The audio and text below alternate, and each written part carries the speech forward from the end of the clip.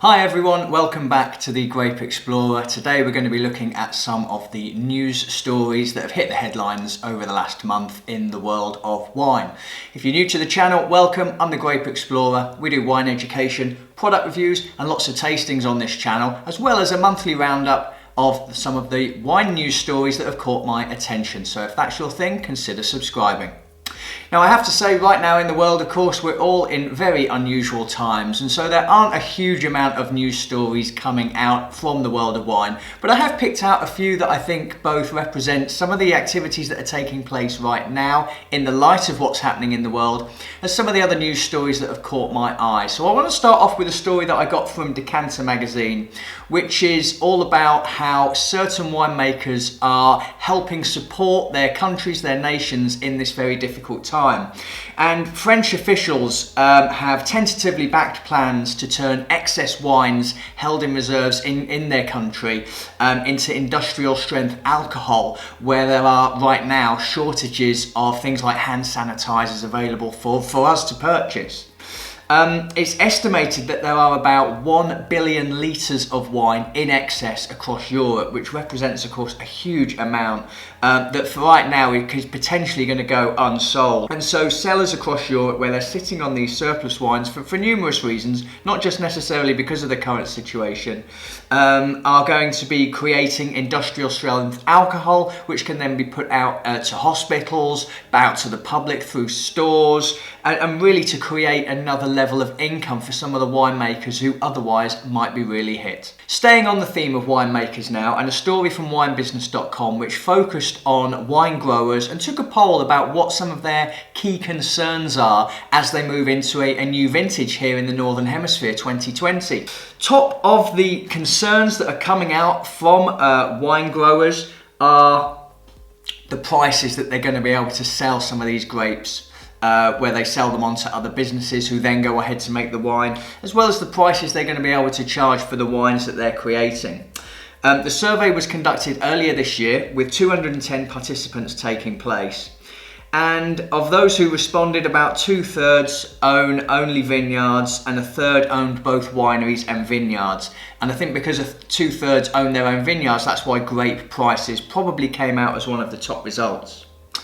Other concerns are things like grape oversupply, which of course will mean a reduction in the prices at which they're able to sell where there's an abundance of product, as well as, the opposite of that, shortages of grapes as well, meaning that they may not be able to sell enough. There were about 15 concerns that came out from these grape growers.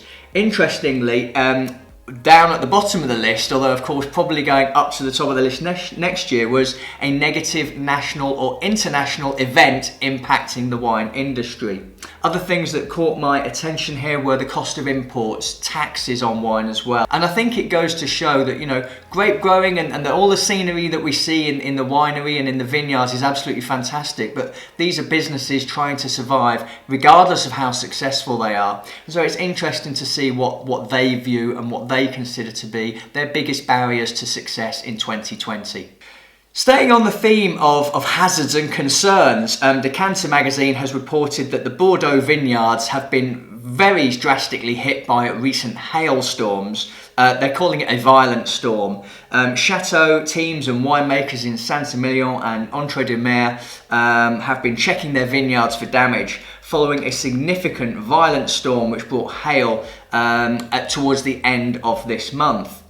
It moved along a corridor from Entre-deux-Mers into Saint-Emilion and its satellite appellations, and between 600 and 800 hectares of vines would have been more than 80% affected.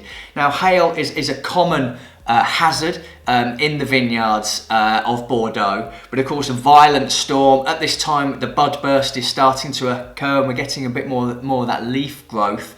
That has really detrimental impacts to the vines themselves, destroying the crop in many ways, and therefore, yields are of course going to be much lower.